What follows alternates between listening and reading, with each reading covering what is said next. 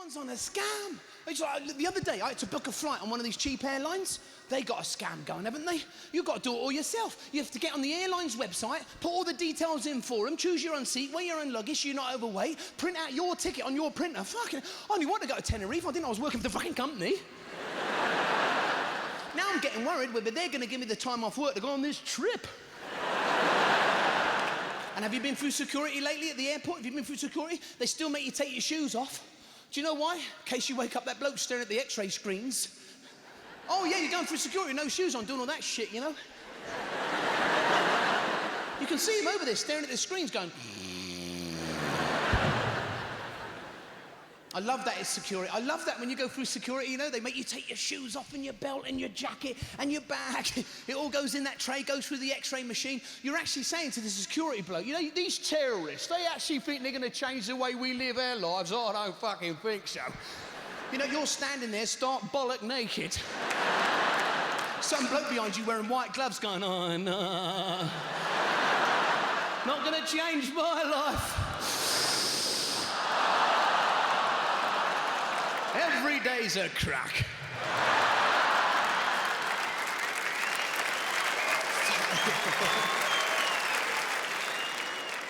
Now, if you see an unattended bag left somewhere, you go, ah, the fucking hell's that? Years ago, if you saw an unattended bag, you go, I'm fucking having that.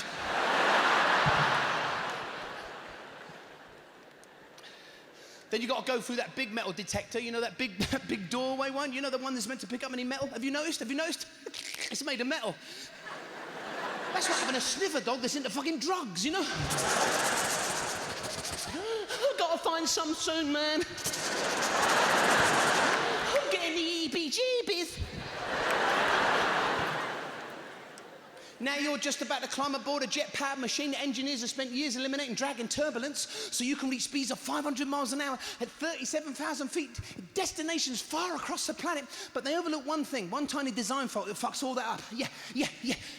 The queue in W.H. Smith's at the airport. Fuck me, have you been in that queue? It's the most miserable conga in the world. There's people in that queue, they've been there for years going,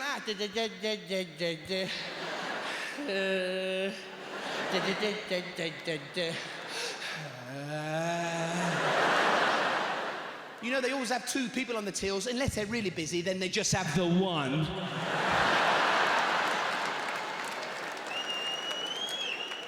Which is why when they call the flight, you're late for the gate, you're running up one of those moving walkways, dragging your bag behind you on wheels, and have you noticed it starts to make that suggestive growling noise like it's getting turned on? Have you noticed that?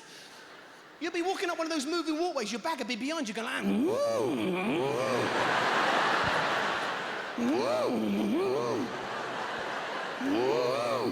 If you're really late, it starts to get really sexed up. It's like... If everyone's late, it sounds like a fucking orgy, you know? Oh yeah, do me big time, do me. Do me? Where the fuck did that come from? If I said that in our house, my wife would go, like, fucking what? You know, do me. I'll do you in a minute, you chimp.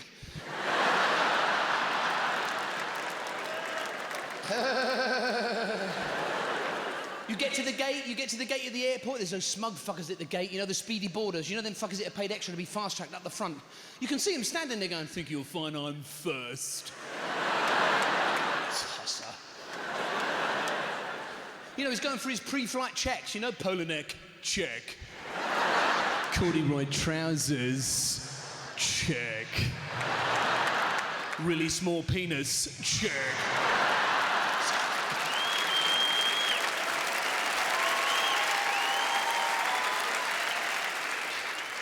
He thinks he's going to get on the plane first. I don't think so.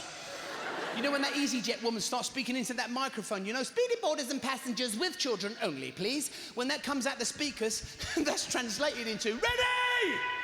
Bundle! Everyone's like, fuck off.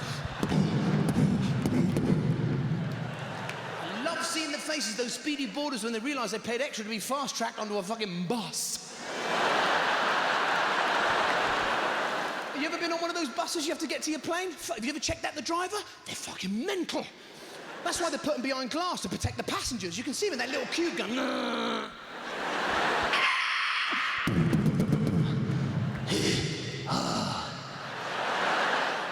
that little hole to put some meat through, you know.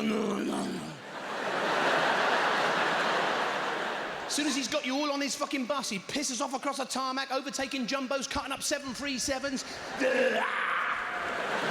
You're all in the back hanging on, you know. What's he doing? You all look like the back end of a butcher's van, do you know what I mean?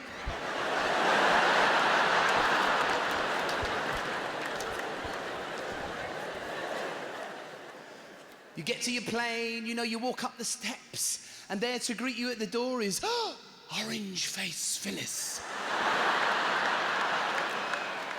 Because you know everyone that works for EasyJet's fucking orange. And the trouble with EasyJet is everything's orange. So all the staff keep merging into the background. You're getting on the plane and hovering in front of you is like a hairdo with some teeth. Welcome to EasyJet!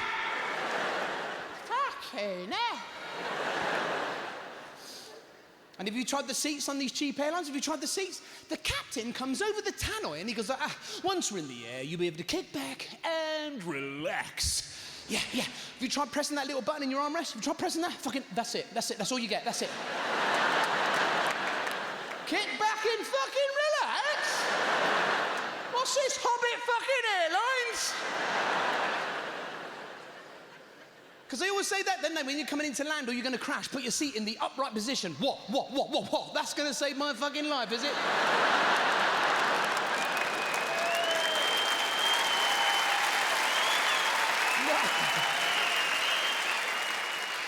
Not only is this a shit amount of room, but now you're 1 inch closer to the ground, the very thing that's going to fucking kill me! In fact, you've got to crash to get more leg room. It's like... Oh, now that is what I call luxury. What do you reckon, love? Love, where the fuck she go? Well, she won't be needing that then, will she?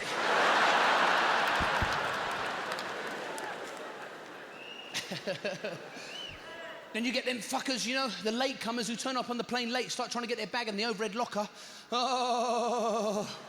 Now you're sat there with some stranger's knob coming at you.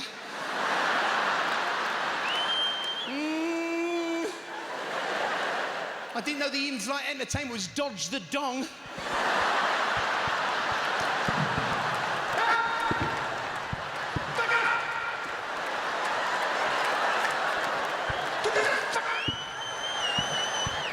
He's up there going like, who are you?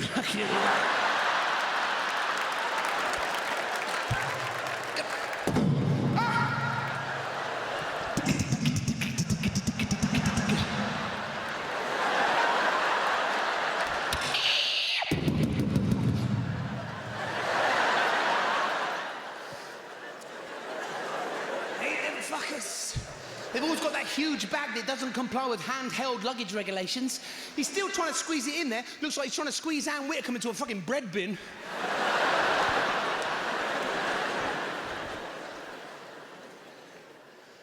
You look out the window, there's the ground crew.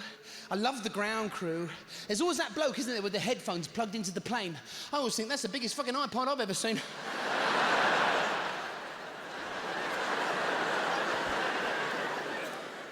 It's always that bloke as well, isn't it, going around the plane with a clipboard, you know, ticking stuff off, you know, just before you take off. Going around the plane, you know, with a clipboard, going, Because that is what you don't want to see, you know? You're on the runway, you're just about to take off, you look out your little window and you can see him down on the tarmac, go like, what the fuck's that? What the fuck is that?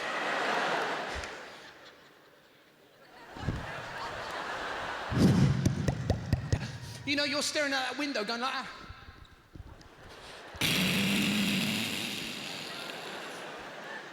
Because they always say, don't they, your life jacket's under your seat. But you never really check, do you?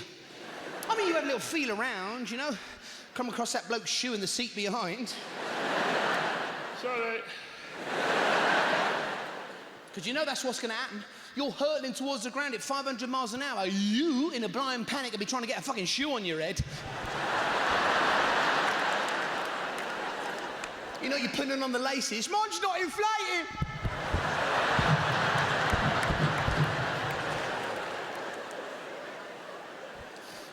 safety instructions on the plane, they actually give you the instructions of how to use the sick bag.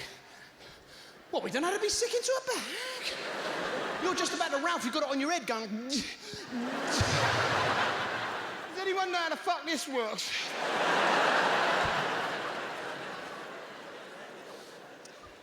And you're sat in your seat, you've got a 5-hour journey, you're sitting there going, yeah, this is all right, I can sit here for 5 hours, quite comfortable, actually. And then suddenly that woman gets on the plane, sits in the seat in front of you with that kid that won't stop fucking crying. And the only thing that stops him is when he pokes his head over the seat in front of you and you go, boo. Then his mum's face appears in that little gap between the seats and she goes, oh, I think you found a friend there. No, I don't want a fucking friend. Because you know what's going to happen now? She's going to have a fantastic journey and you're going to be Barney, the purple fucking dinosaur. You're still sitting there 3 hours late with that kid poking his head up like, I fucking hate kids. 4 hours later, he's still doing it. You're looking at the door going, if that door opens, I'm fucking jumping out. After 5 hours of this, the kid pokes his head up over the seat in front of you and you go, Dare!